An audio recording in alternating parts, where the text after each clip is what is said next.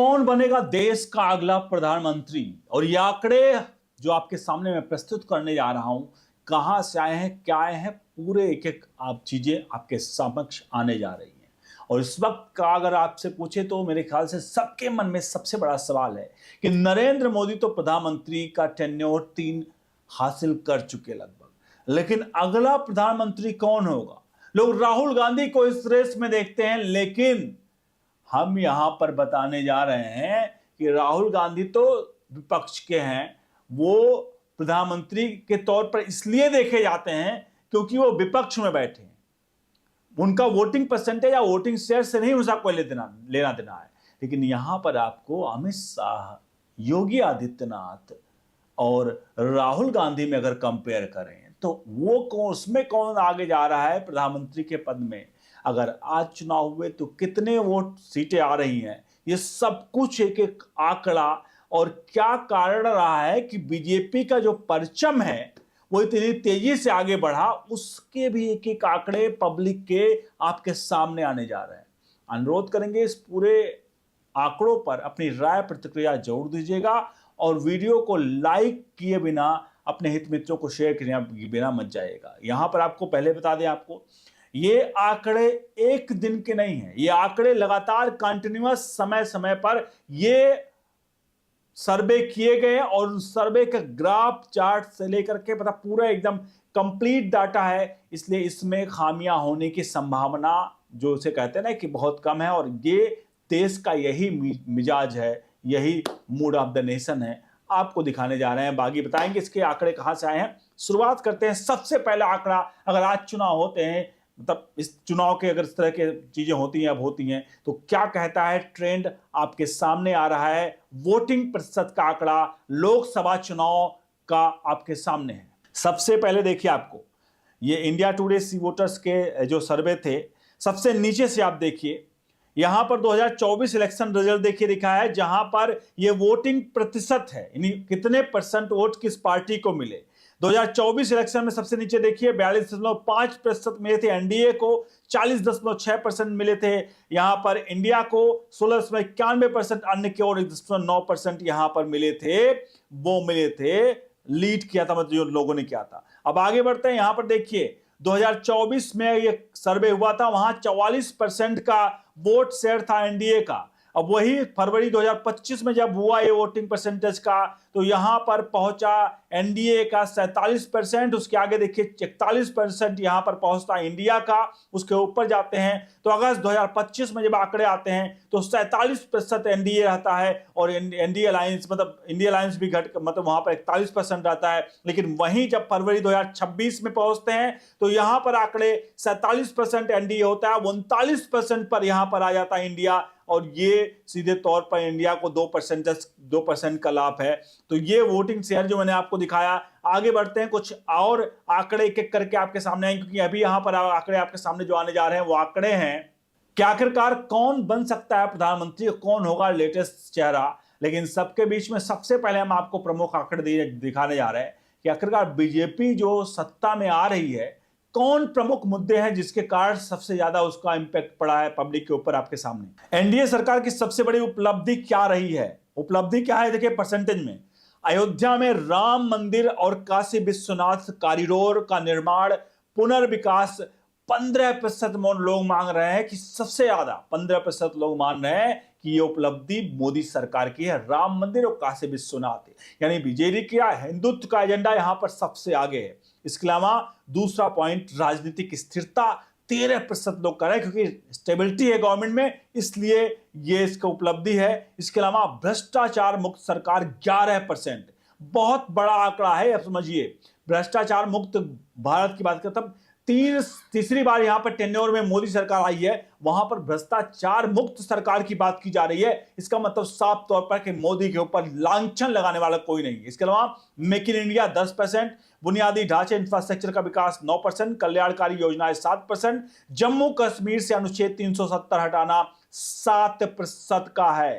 तो ये है मोदी सरकार, एनडीए की उपलब्धियां, जिसके कारण वो बार बार सत्ता में वापस आ रही है। ये प्रमुख कारक हैं। अब हम बढ़ते हैं अगले आंकड़े की तरफ, और अगला आंकड़ा है आखिरकार कौन बनेगा अगला प्रधानमंत्री देश का।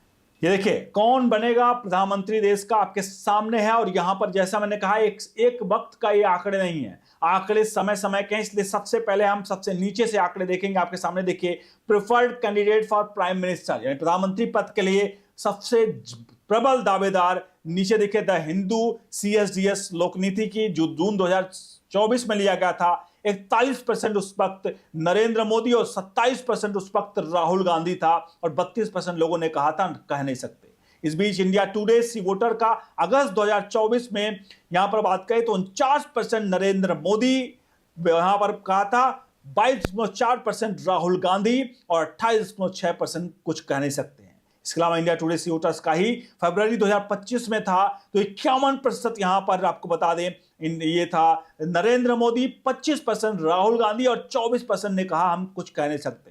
वहीं इंडिया टुडे सी वोटर्स ने जब अगस्त 2025 में किया सर्वे तो 52% लोगों ने कहा कि नरेंद्र मोदी, 25% लोगों ने कहा कि यहां पर राहुल गांधी और 23% लोगों ने कहा कि कह नहीं सकते। और हालिया का जो इंडिया टुडे सी वोटर का सर्वे है उसमें 58% लोगों ने क्या कहा है नरेंद्र मोदी, 24% लोगों ने कहा है राहुल गांधी और 18% लोगों ने कहा है कह नहीं सकते। ये आंकड़े आपको बहुत कुछ बता रहे हैं क्योंकि ये आंकड़े तीसरे टेन्योर के बाद मोदी की पॉपुलैरिटी 58% की है और राहुल गांधी जो most eligible prime minister candidate as per माताश्री मतलब सोनिया गांधी, वो अभी भी 24-25 पर ही लटक रहे हैं पेंडुलम की तरह।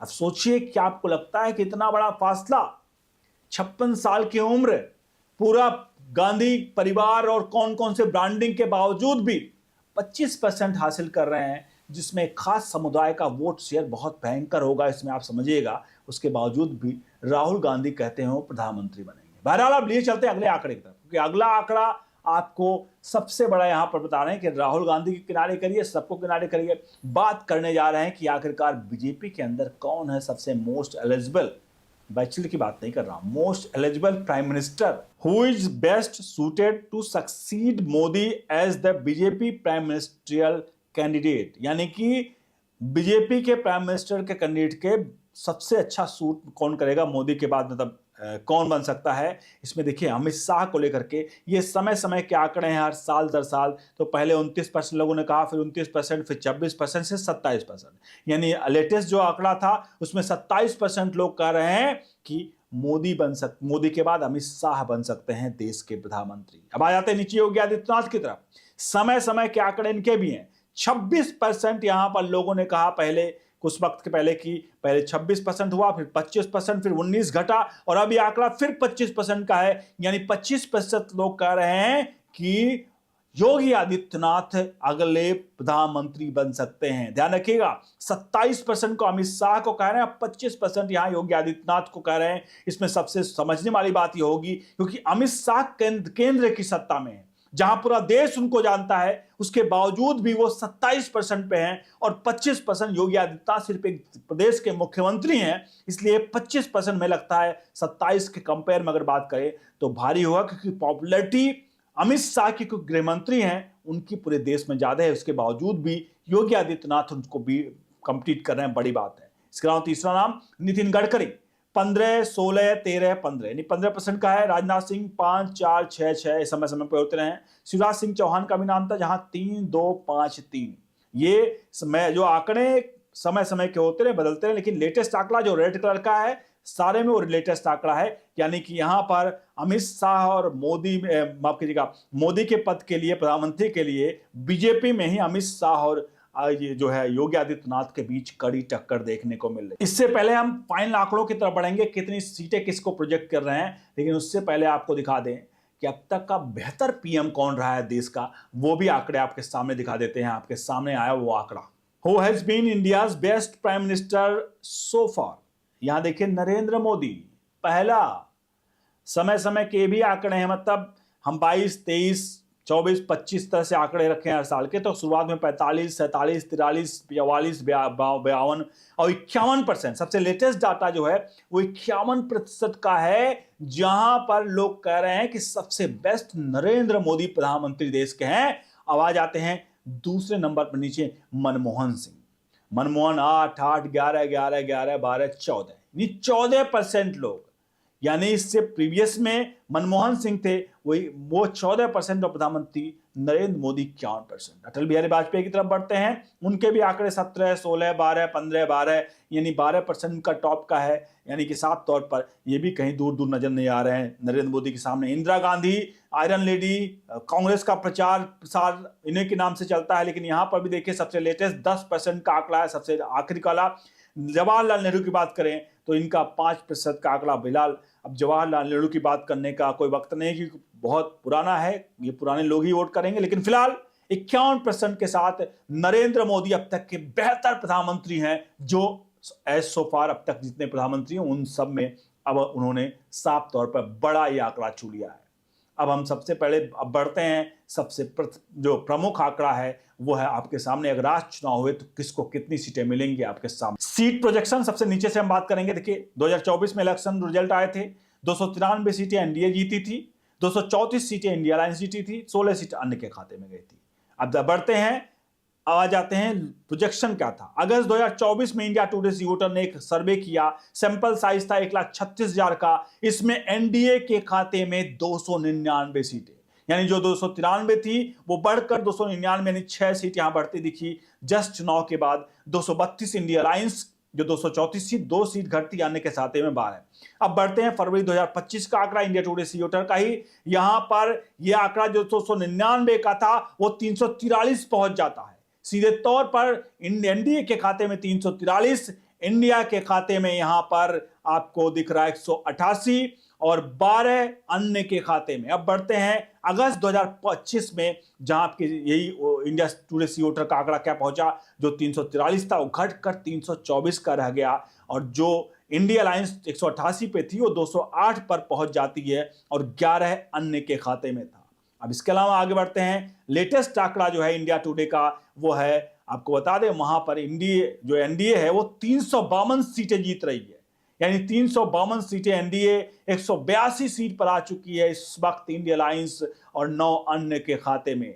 यह है प्रोजेक्टेड स्कोर, जहां पर साफ तौर पर दिखा रहा है कि यहां पर बीजेपी किस तरह से बाजी मारती दिख रही है। अब दिखाते हैं आपको आंकड़े कांग्रेस वर्सेस बीजेपी का क्या हो सकता है अगर चुनाव होते आपके सामने। यह है India Today mood of the nation MOTN poll, projected result in the Lok Sabha election where to be held today. Alliance wise बता रहे हैं, इधर पार्टी वाइज 543 सीटें हैं। पहले अलायंस वाइज में देखिए, एनडीए के पास 343 सीटें, 188 इंडिया अलायंस के खाते में और 12 अन्य के खाते में। ये साफ तौर पर देखिए नीचे दिख रहा है, नीचे वोटिंग परसेंटेज भी इसी में दिख रहा है। 47% वोट के शेयर के साथ एनडीए सबसे आगे, 41% वोट शेयर के साथ इंडिया अलायंस और 12% अन्य के खाते में। अब चलिए पार्टी वाइज पे चलते हैं, बगल में आपके पार्टी वाइज में देखिए बीजेपी अपने बल पर इन 272 बहुमत का आंकड़ा, लेकिन 281 लेकर आ रही है अपने बल पर, यानी बीजेपी पूर्ण बहुमत के साथ अगर आज सरकार बनती है तो आ सकती है। 3 टेन्योर बीजेपी का, तीसरा टेन्योर मोदी का, उसके बावजूद भी पूर्ण बहुमत समझ सकते हैं कितना काम हुआ है। 78 सीटें इंडिया यहां पर आपको दिख रही। कांग्रेस, जो कांग्रेस 99 पे थी वो अब की बार घट करके 78 पर आ चुकी है, और अगर बात करें तो अन्य के खाते में 184 सीटें जा रही। इसके अलावा और वोटिंग परसेंटेज की बात करें तो 41% पर बीजेपी अपने खाते में, 41% बीजेपी, यहां पर 21% कांग्रेस और 38% अन्य के खाते में। अगर आज चुनाव हुए तो बीजेपी 41% वोट और 281 सीट अपने बल पर पूर्ण बहुमत की सरकार बनाती हुई दिख रही है। तो ये आंकड़े मैंने आपको दिखाए, ये आंकड़े आज मतलब अब चुनाव होते, क्योंकि ये आंकड़े एक दिन के नहीं है। हमने आपको 2022, 23, 24, 25, 26 अलग अलग समय के चार्ट वाइज आंकड़े दिखाएं कि किस तरह से ग्राफ अप डाउन हुआ है। लेकिन एक चीज तो यहां पर सबसे बड़ा है कि सवाल एक है कि प्रधानमंत्री अगला कौन होगा। राहुल गांधी इसलिए मोदी से कंपीट करते हैं क्योंकि हमेशा कंपैरिजन कराया जाता है सत्ता पक्ष वर्सेस विपक्ष, यानी कि मोदी वर्सेस विपक्ष में राहुल गांधी है। लेकिन अगर हम एक्चुअल कैलकुलेशन करें तो आज के टाइम पे मैं बताऊं बीजेपी में ही कंपटीशन है। राहुल गांधी को किनारे छोड़ दीजिए कि राहुल गांधी 2029 के प्रधानमंत्री बनेंगे, उनको किनारे करिए, वो किसी लायक नहीं है। अब है तो बात होगी नरेंद्र मोदी, अमित शाह और योगी आदित्यनाथ, ये 3 चेहरे हैं जिनको लेकर 2029 में कौन प्रधानमंत्री बनेगा, अब बहस इस पर छिड़ेगी और बहस इस पर होगी। लेकिन एक बात तो तय है, भले यहां पर योगी आदित्यनाथ ने आंकड़े आपने दिखे, योगी आदित्यनाथ के आंकड़े 1-2% मतलब अमित शाह से कम रहे हो, गृह मंत्री से, लेकिन एक बात तो जरूर है कि गृह मंत्री अमित शाह देश के हैं और योगी आदित्यनाथ प्रदेश के हैं। प्रदेश की पॉपुलरिटी के हिसाब से अगर वो केंद्र में बैठे व्यक्ति को 2% वोटिंग के शेयर के साथ अगर वो हल्का बीट हो रहे हैं, तो ये सीधे तौर पर मान सकते हैं कि कम से कम इसे 5% और जोड़ लीजिए योगी आदित्यनाथ में, यानी साफ तौर पर योगी की पॉपुलरिटी भले इसमें परसेंटेज में आप दिख रहा है, लेकिन योगी की पॉपुलरिटी इस हिसाब से इसमें ज्यादा लग रही है। और नरेंद्र मोदी के बाद अगले दावेदार प्रधानमंत्री के राहुल गांधी को छोड़िए, वो नहीं बनने वाले हैं, वो होंगे योगी आदित्यनाथ। और ये मैं नहीं कह रहा हूं, ये पोल और आंकड़े आपकी तरफ इशारा कर रहे हैं।